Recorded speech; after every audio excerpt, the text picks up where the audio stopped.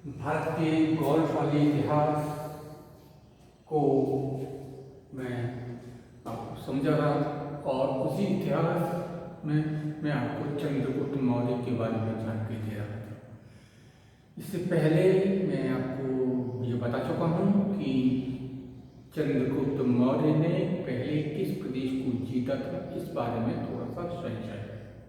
इतिहासकारों का एक वर्ग है जो ये मानता है कि चंद्रगुप्त मौर्य ने पहले मगध को जीता था और मगध को जीतने के बाद उसने पश्चिमोत्तर भारत को जीता था।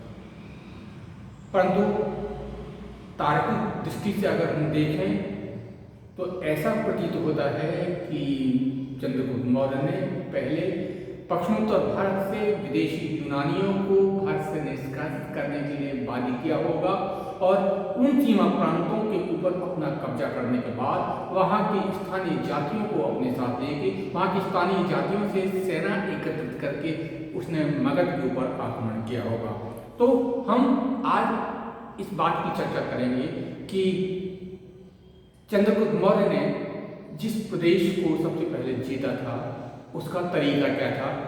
मैं ये मान के चलता हूँ या फिर इस बात की अधिक संभावना है कि चंद्रगुप्त मौर्य ने पहले यूनानियों को भारत से निष्कासित किया होगा और यूनानियों को भारत से निष्कासित करने के बाद उसने मगध के ऊपर आक्रमण किया होगा। पंजाब और सिंध के ऐसे प्रदेश थे, उत्तर भारत में पंजाब और सिंध का ऐसा बहुत बड़ा इलाका था जो यूनानियों के आधिपत्य में था। सिकंदर घर से जा चुका था, परंतु सिकंदर अपने पीछे बहुत से प्रदेशों को अपने अधीन रखके छोड़ गया था। तो वहां पर उसने अपने सामंत नियुक्त किए थे, वहां पर उसके सेनापति मौजूद थे, वहां पर उसके छत्रप मौजूद थे जो कि उन प्रदेशों के शासक रूप में वहां पर शासन करते थे। तो सिकंदर तो ये सिंध और पंजाब के ऐसे इलाके थे जहाँ एक बहुत बड़ी मात्रा में विदेशी शासक, विदेशी छत्रप मौजूद थे, यूनानी मौजूद थे। इसलिए इन विदेशियों को बाहर से निकालने के लिए चाणक्य की कूटनीति, चाणक्य की राजनीति के कारण चंद्रगुप्त अपने मकसद में, अपने उद्देश्य में सफल हो रहे थे। अब पंजाब से यूनानी को बाहर निकालने के लिए कुछ बातें महत्वपूर्ण रही होंगी। सबसे महत्वपूर्ण बात ये थी कि पैसा नहीं था, सेना को इकट्ठा करने के लिए, हथियारों के लिए, एक विशाल शक्तिशाली सेना के गठन के लिए जरूरी था धन संग्रह। धन संग्रह कैसे? क्योंकि न तो चाणक्य के पास पैसा था और न चंद्रगुप्त के पास पैसा था। तो इसके लिए एक बहुत बड़ी चुनौती थी कि यूनानी को अगर भारत से निकालना है तो सबसे बड़ी चुनौती धन एकत्रित करना है। और परिशिष्ट वर्णन से हमें ज्ञात होता है कि चाणक्य ने विंध्याचल के वनों में जाकर धन एकत्र किया था। सेना के गठन के लिए चाणक्य ने विंध्याचल के पर्वतों में जाकर धन एकत्र किया था। इस बात की सूचना हमको महावंश से मिलती है और परिशिष्ट पर्वत से मिलती है। बौद्ध और जैन ग्रंथ दोनों इस बात की हमको सूचना दे रहे हैं कि धन संग्रह का एक बहुत बड़ा अभियान उस युग में चाणक्य के नेतृत्व में शुरू हुआ और जिससे कि जो धनराशि इकट्ठी हुई होगी उससे सेना का गठन किया गया होगा। दूसरा बात यह था कि अकेले सेना के गठन से कुछ नहीं होता जब तक कि आपको जनमत आपके साथ नहीं हो। जनमत का संग्रहीकरण भी बहुत जरूरी है, जनमत को अपने साथ लेना भी जरूरी है। तो चाणक्य के सामने एक दूसरी चुनौती धन के साथ साथ धन से भी ज्यादा जटिल लोगों की मानसिकता को राष्ट्रवाद की ओर प्रेरित करना था। लोगों को इस बात का एहसास कराना था, लोगों को इस बात की जानकारी देना था कि विदेशी शासन की तुलना में स्वदेशी शासन का ही ज्यादा बेहतर होता है। तो एक बहुत बड़ा अभियान जन जागृति का शायद घूम घूम के चाणक्य ने ये लोगों को समझाया होगा, एक जन जागृति की होगी कि यूनानियों को भारत से बाहर निकालना बहुत जरूरी है। और यही कारण है कि हम पंजाब और सिंध के कुछ प्रदेशों में वहां के जनमत को चाणक्य की सेना में, चंद्रगुप्त मौर्य की सेना में भर्ती होते हुए देखते हैं। तो एक दूसरा, पहला उन्होंने धन संग्रह किया होगा, दूसरी बात उन्होंने जनमत को इस बात के लिए समझाया होगा, जन जागृति की होगी कि विदेशी शासन का उन्मूलन बहुत जरूरी है। और तीसरा उनका जो प्रयास था वो सैन्य संगठन का रहा होगा और धन संग्रह के बाद, जनमत के बाद उन्होंने एक विशाल सेना का गठन किया होगा। परंतु इसके साथ साथ चौथा जो उपाय उन्होंने किया होगा वो था कुछ स्थानीय राजाओं को भी अपने साथ लिया होगा, क्योंकि स्थानीय भारतीय राजाओं को अगर साथ नहीं लिया जाता तो उनकी ताकत इतनी नहीं बढ़ सकती थी। इसलिए स्थानीय राजाओं को भी अपने साथ लिया होगा। बहुत अध्ययन ग्रंथ इस बात की सूचना देते हैं कि परवर्ती प्रदेशों के कुछ राजा, पारस जैसे राजा शायद चंद्रगुप्त मौर्य के साथ रहे होंगे और उनकी सेना की सहायता से, उनके प्रयासों से भी चंद्रगुप्त मौर्य को अपने उद्देश्य में सफलता मिली होगी।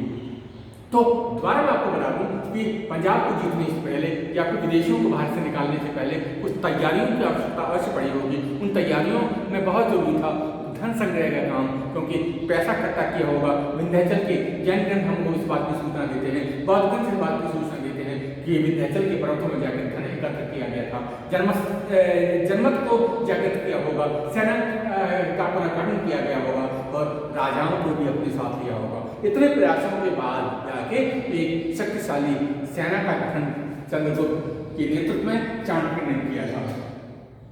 अब आइए कि 317 ईस्वी पूर्व तक एक बहुत बड़ा प्रदेश चंद्रगुप्त मौर्य ने जीत लिया होगा, यानी कि पंजाब और सिंध पर आक्रमण करने के बाद इतनी विशाल सेना के साथ उन्होंने पंजाब और सिंध के उन क्षत्रपों के ऊपर आक्रमण किया होगा जो वहां पर अपना डेरा जमाए थे। 317 BC तक आते आते ऐसा लगता है कि पूरे पंजाब का बहुत बड़ा प्रदेश चाणक्य ने या चंद्रगुप्त मौर्य ने स्वतंत्र करा लिया होगा। उस समय की राजनीतिक स्थिति भी चंद्रगुप्त मौर्य के अनुकूल थी, यानी कि अगर आप उस समय के पंजाब और सिंध की स्थिति हम देखें, उनकी अगर हम राजनीतिक स्थिति की बात करें, पंजाब सिंध में छोटे छोटे क्षत्रप शासन करते थे।